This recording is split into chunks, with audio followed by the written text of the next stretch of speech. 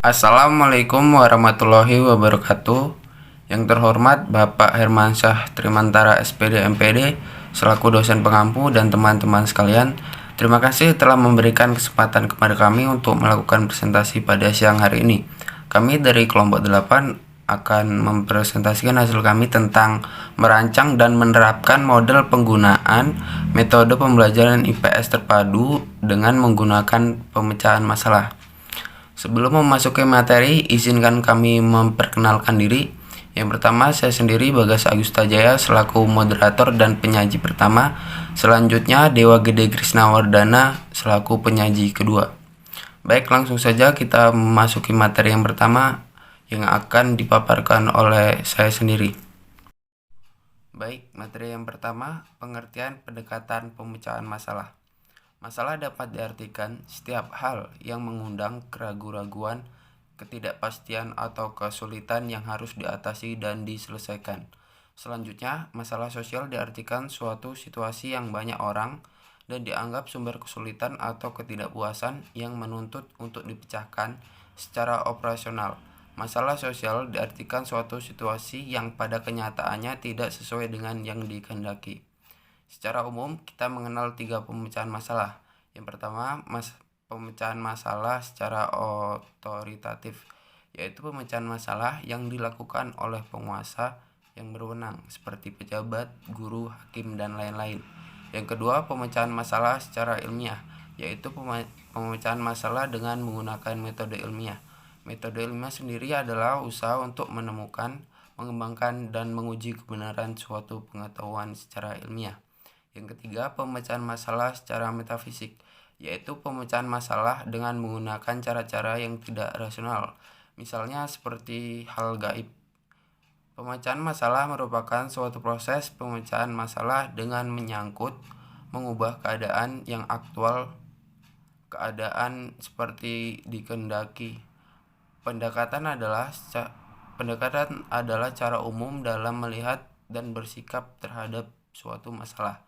Dengan demikian, pendekatan masalah adalah pendekatan yang digunakan dalam mempelajari IPS terpadu dengan maksud mengubah keadaan yang aktual menjadi keadaan seperti yang dikehendaki dengan memperhatikan prosedur pemecahan sistematis.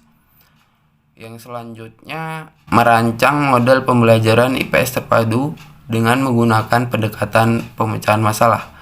Dalam merancang pembelajaran IPS terpadu dengan menggunakan pendekatan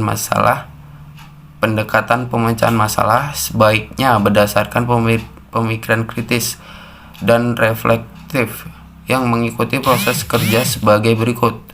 Yang pertama, menyadari adanya masalah. Yang kedua, mencari petunjuk untuk pemecahannya. Pikiran kemungkinan pemecahannya dan pendekatannya. Kemungkinan untuk memecahkan masalah dengan kriteria tertentu. Yang ketiga, mengatasi masalah tertentu dan menemukan kemungkinan pemecahan yang lain. Setelah masalah kita ketemu, maka langkah selanjutnya adalah pemecahan masalah. Ada 3 model pemecahan masalah yang dikemukakan oleh para ahli, antara lain John Dewey, Brian Larkin, David Johnson, dan Frank Johnson. Model pemecahan masalah secara kelompok. Yang pertama, model ini dikemukakan oleh David Johnson dan Frank Johnson, di mana model ini menitikberatkan pada pemecahan masalah secara kelompok, yaitu pada kemampuan mengambil keputusan. Pemecahan masalah secara kelompok meliputi beberapa hal sebagai berikut. Dapat menghasilkan kesepakatan tentang sesuatu hal yang ingin dicapai. Yang kedua, menetapkan struktur dan prosedur untuk memahami keadaan yang relevan dengan keadaan yang sebenarnya. Yang ketiga, menetapkan struktur dan prosedur untuk menemukan memutuskan dan cara pemecahan yang terbaik dan mengatasi masalah efektif. Baik, materi selanjutnya akan disampaikan oleh Dewa. Kepada Dewa, saya persilakan. Baik, terima kasih kepada moderator yang telah memberikan waktu kepada saya untuk melanjutkan materi mengenai menerapkan pembelajaran IPS terpadu dengan menggunakan pendekatan pemecahan masalah. Pada prinsipnya, model pemecahan masalah ini adalah merumuskan masalah sampai pada pemecahan masalah dengan menggunakan strategi atau model yang cocok. Dengan pemilihan model yang sudah disampaikan oleh saudara Bagas tadi, langkah selanjutnya yaitu kita tentukan sendiri sesuai dengan tema yang sedang dibahas. Sehingga dengan pemilihan model ataupun strategi yang tepat, maka guru akan menyampaikan materi IPS terpadu ini dengan baik kepada siswa. Karena guru hanya tinggal merumuskan prinsip-prinsip model atau strategi pemecahan masalah dengan tema yang sedang dibahas pada saat belajar mengajar. Nah, kita mengambil contoh yaitu sampel kelas 5 semester 1. Adapun langkah-langkah guru sebagai berikut. Yang pertama tentunya guru menyusun KD. Nah, di sini KD-nya yaitu kemampuan memahami keadaan penduduk dan pemerintahan di Indonesia.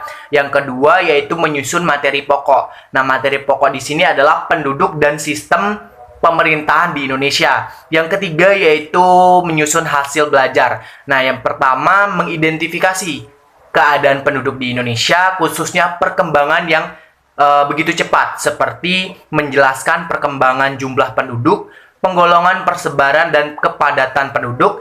Ya, selanjutnya yaitu menjelaskan permasalahan penduduk di Indonesia.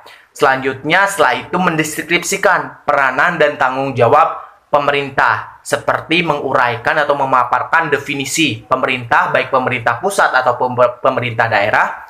Yang selanjutnya memberikan contoh tugas atau tanggung jawab pemerintahan itu sendiri. Nah, setelah guru merumuskan hasil belajar, maka langkah selanjutnya yaitu menambahkan materi pembelajaran dengan menggunakan pendekatan permasalahan.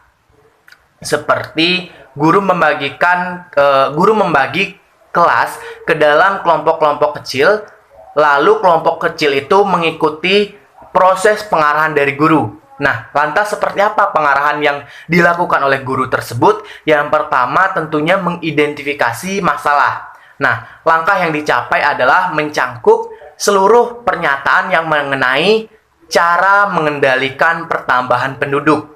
Yang kedua yaitu merumuskan masalah atau mendiagnosis. Nah, tujuan dari langkah kedua ini yaitu untuk mengetahui sebab akibat atau apa saja sebab-sebab timbulnya permasalahan tersebut. Seperti yang pertama tentunya tingginya angka perkawinan muda. Nah, tingginya angka perkawinan muda ini pada akhirnya nanti akan menyebabkan pertambahan penduduk.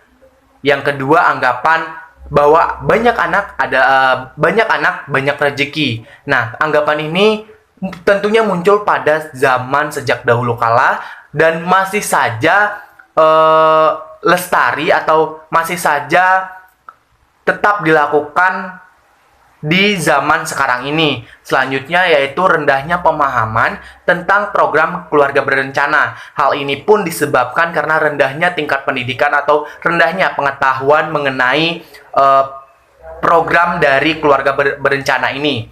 Nah, setelah itu langkah selanjutnya yaitu kita merumuskan alternatif strategi.